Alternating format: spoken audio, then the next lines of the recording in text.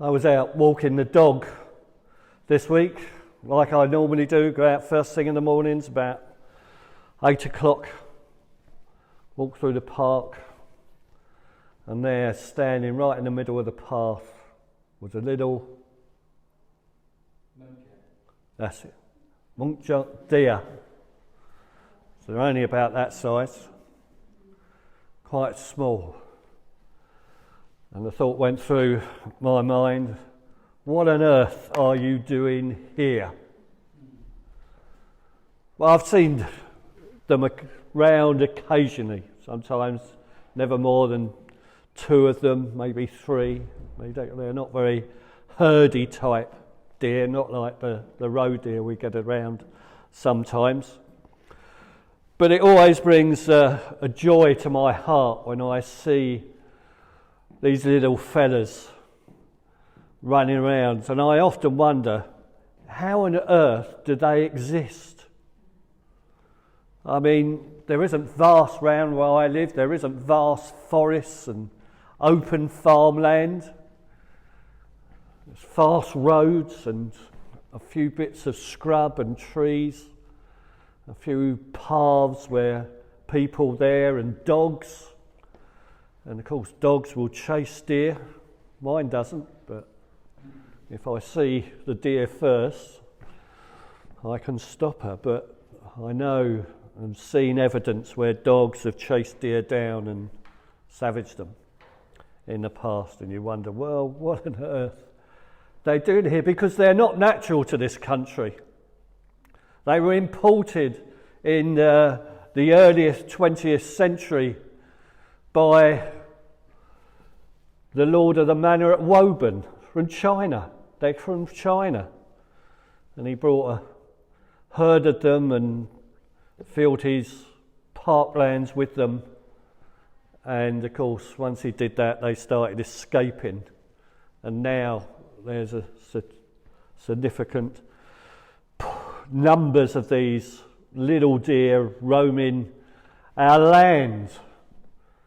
And I suspect over half the population never even see them or look out for them, or not near a little bit of open space. But what on earth are they doing here? Do they ever think that, I wonder?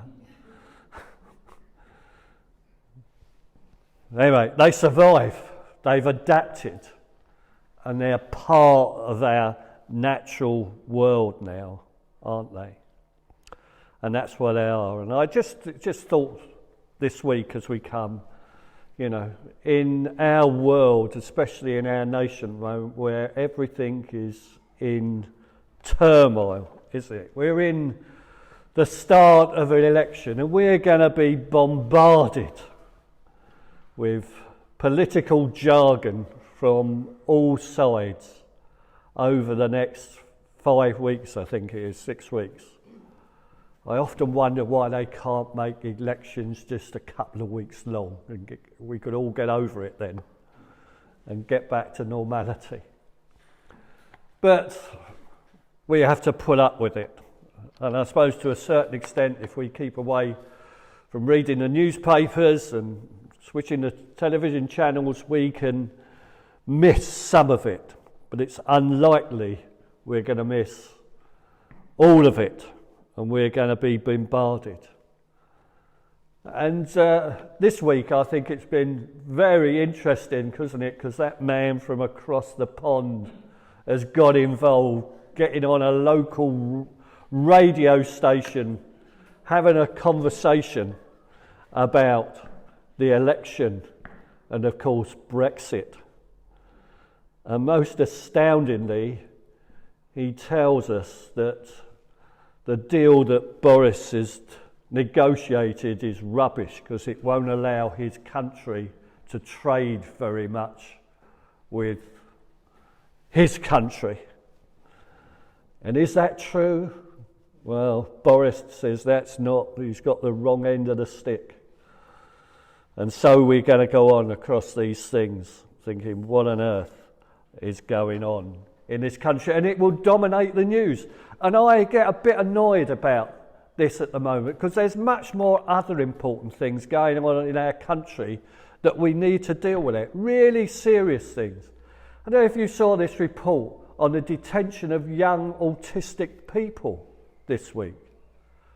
This report from a joint committee of MPs. This is not really party political. This is a group of MPs of all sides have been looking into the state in which we as a country look after autistic children. And it's absolutely appalling. If you read this report, you would think we were back in the dark ages the way they're treating these young people, locking them up in rooms for months on their own. Rooms with nothing more than a mattress on the floor. And there isn't just one or two, there's hundreds of them. Why? Because over the last years, we've let our guard down in how we treat disabled children and children with learning disabilities. There's no more funding to treat these children, and the only way that we can deal with them is to lock them up in rooms and keep them separate from other ones, because there's no one to really care for them in their own situation. I think it's totally appalling. That's what we should be discussing in this country. The current state of our mental health legislation needs to be dealt with, and Parliament need to grab hold of this. And I mean, this report is backed up by international bodies from the UN that says our treatment is appalling. Have you heard that? This isn't just our MPs, it's the United Nations have condemned Britain for its treatment and care of young people on the margins of life. And of course, we've also had this week, haven't we, the outcome of part of the result of the inquiry into Grenfell Tower that seems to be more interested in condemning our firefighters than it does to adjust to the causes of the fire in the first place. And you get the impression that government again are trying to squash the establishment's involvement in this fire and blame it on the lowly firefighters and their boss. So all this is going on, isn't it, around our thing, and it's awful really, where I think we as a country decades ago could handle all sorts of situations, but it seems to me we can't handle anything really properly at the moment. So what on earth is going on here is the question I thought we'd look at this morning for a few minutes. But in the reality of it, life is a bit of a mystery. And Paul, in his letter to the Corinthians and that church that was in trouble, in that wonderful passage that looks at the definition of love, there's a little couple of verses in that talk about how we see things through a glass darkly, which is a bit of a mistranslation really for us today. That phrase, as we see through it, when I was a child, I spake like a child, I understood as a child, I thought as a child, but when I became a man, I put away childish things. For we now see through a glass darkly, but then face to face, now I know in part, but then shall I know even as I also am known. And now abideth faith, hope, charity, these three, but the greatest of these is charity. This language that came to us, this phrase that came to us from the era of King James 400 years ago, is not really translated very usefully for us today. In one of the modern translations, it reads a lot better because it reads like this. When I was a child, I talked like a child, I thought like a child, I reasoned like a child. When I became a man, I put childish ways behind me. Now we see but a poor reflection as in a mirror. Then we shall see face to face. Now I know in part, then I shall know fully, even as I am fully known. And now these things remain, faith, hope and love, but the greatest of these is love. And I'm sure you're all very well aware of that phrase. I think this bit is often neglected when people look at 1 Corinthians chapter 13. They concentrate on the love bit. Yeah, and I'm not surprised. It's a lovely passage. I expect we've all heard it read in churches, at weddings, at funerals and other state occasions so often. And yet, when somebody speaks about it, those couple of phrases in these verses of 11 and 13 are very much neglected, I think. What's it talking about? Why did Paul include this passage in? Well, we got this struggle of looking through a dark glass darkly. Often wondered why they translated it in the 17th century it was, like that. Because if you go back to biblical times, glass was virtually non-existent. They couldn't produce glass at all. So Paul obviously wasn't talking about looking through glass like we look through glass today. It didn't exist. And of course, when you come back, you realise that the translators of the King James Version should have said more of a mirror. Let's take a mirror. A mirror back 2,000 years ago wasn't the mirror we know today, which you could get a very good likeness of yourself. It was polished metal. You got a reflection of yourself. And of course, you didn't get that good a reflection, but you got something. You could see roughly what you looked like.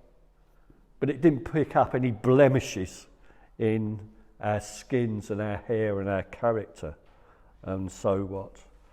But Paul uses that illustration to say that really, as we live in this world, we're never going to fully understand all that's going on in it. We may think we know a bit, but generally we're not going to know much. And that's almost one of the things that's part of our humanness. We like to know things. We like to understand things. We don't like to be in the dark. We don't like being part of a mystery. But being a Christian over many years now, I have to recognise that we do need to recognise we do live in a world that's a bit of a mystery to us. Paul says that trying to understand the present, past and future is like looking through a cloudy glass window, which we struggle to evaluate what we are seeing. That's a true understanding of what's going on. He looks at that in the way of the past, present and future in this little phrase that he gives us. And he starts off by saying, when I was young, I knew everything. I knew much better how to live my life than my parents did. Do we like to admit that? I doubt it.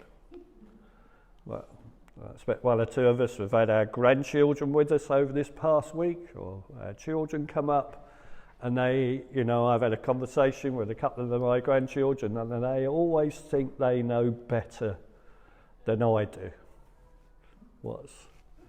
They all know what's best to eat, We've all had that conversation. But that's part of growing up, isn't it? We all recognise that. We've all got to go past this.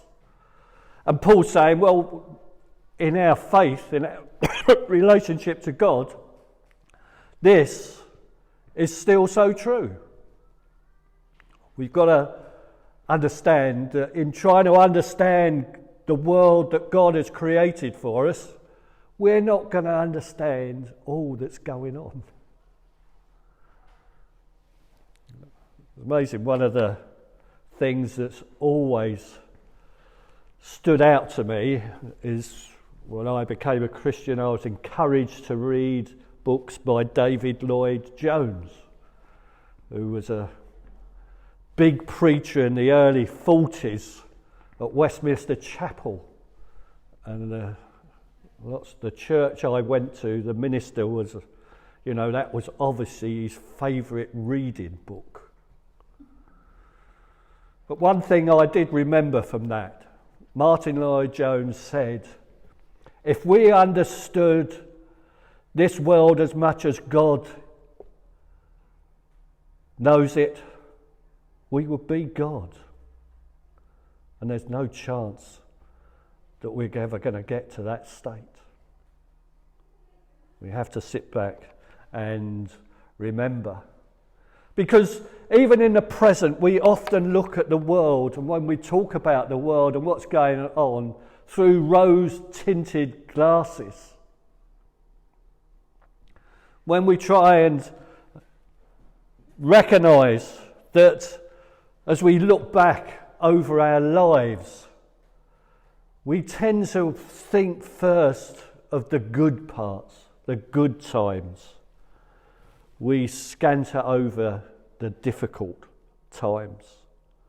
We think of the times we were in good relationships with people.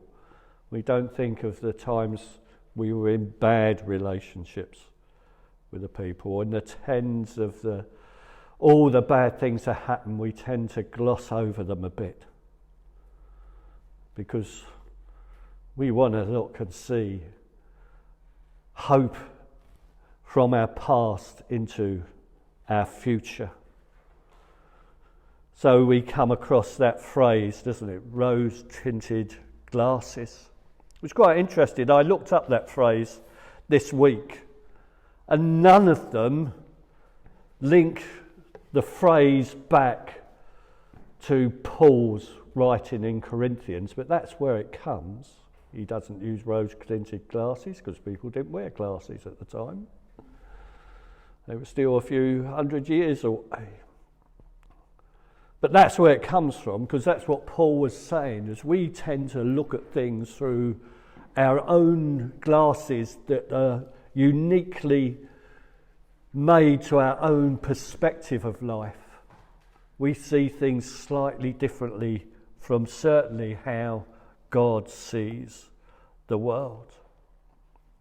And so we go on from the past to the present and to the future.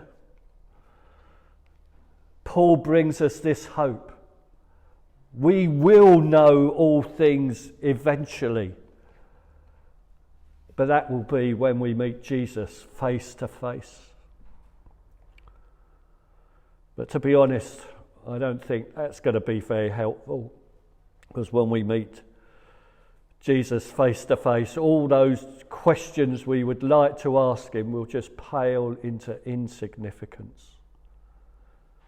Because in the presence of Jesus, we'll only be concentrating on our Saviour himself and the glory that he stands in and the glory which we will share.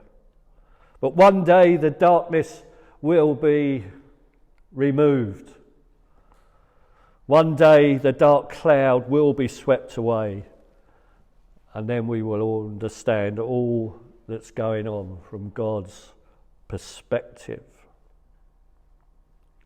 That's our hope. That's the hope that Paul brings in this message of his here. Not to worry too much about the future, about the breakup of our country or the devastation Brexit is going to cause, whatever our political point of view. Hold on to the hope that we have in Jesus Christ, that we're going to live through this difficult world and one day be with him face to face, and everything else will stop our knowing. There'll be no need to worry. Worry doesn't exist with Jesus. But there's nothing new. What Paul was saying when Paul was leaving this message for us, that things were going to be difficult, things to be happen, it starts way back. And if we go back to King Solomon 1,000 years before Paul, he writes, everything that happens has happened before. There's nothing new under the sun.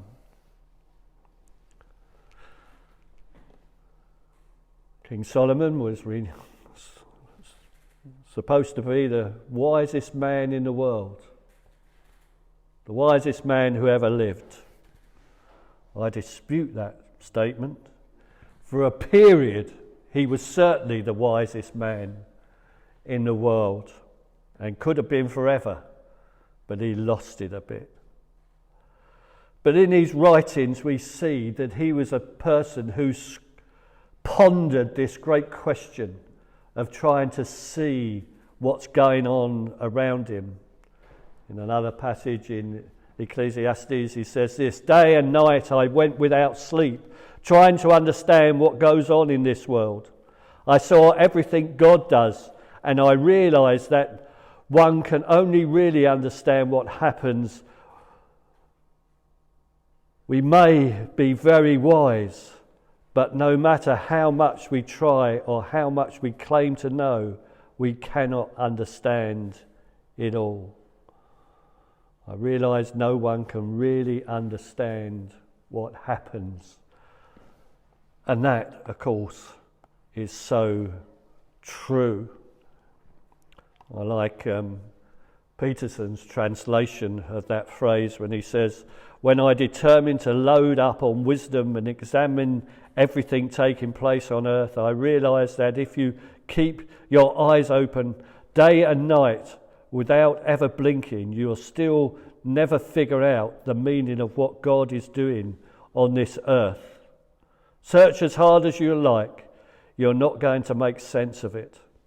No matter how smart you are, you won't get to the bottom of it.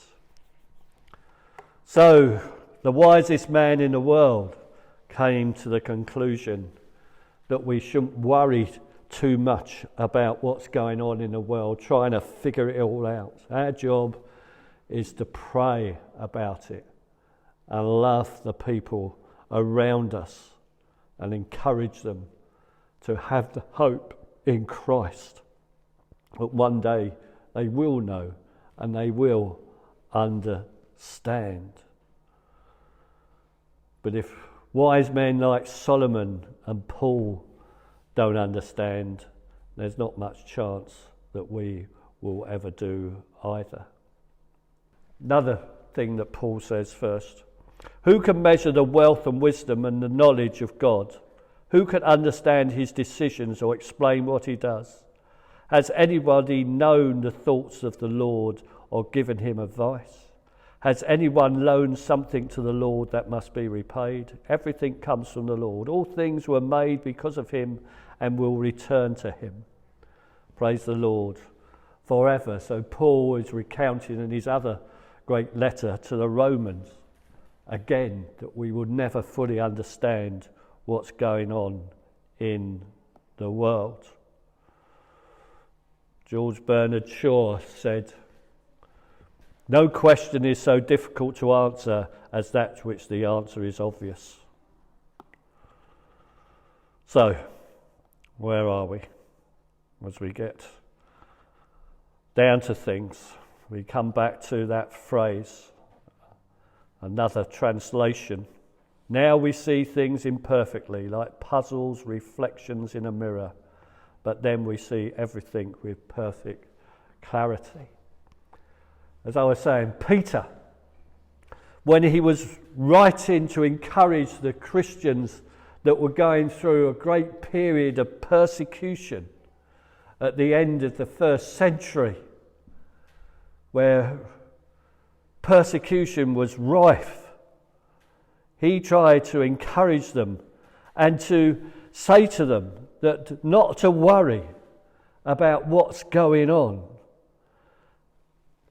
Have faith in God, because Christ died for you. Christ will return for you.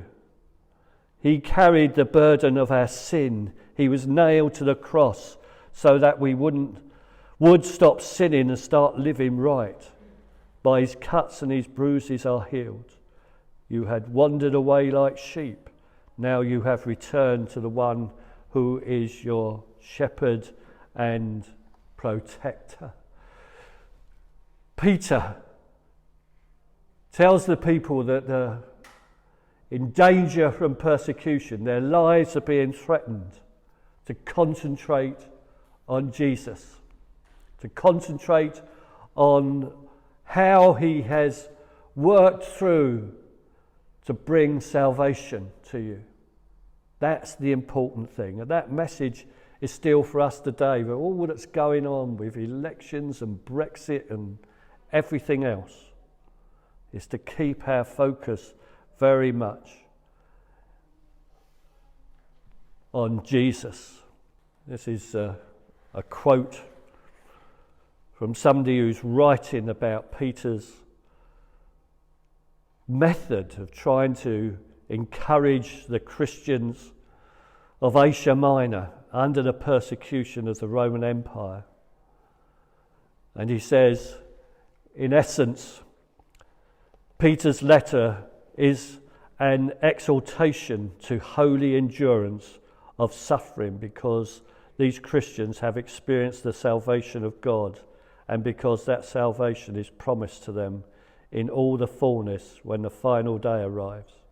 Having received salvation and having been empowered by God with a new life, they must orient their lives towards the future revelation of Christ, love their fellow Christians, and maintain a holy life. All the troubles of this world we need to direct to what Christ has done for us and resonate on his love that saved us for an eternal time with him. He went through pain and torment for us. And that pain and torment he went through those years ago is still very relevant for us today. So in a moment when you're looking at another party political broadcast and saying to yourself, what on earth am I here watching this for? Hold on to that hope that life is a mystery, but there is hope through all the mystery for those who love Jesus.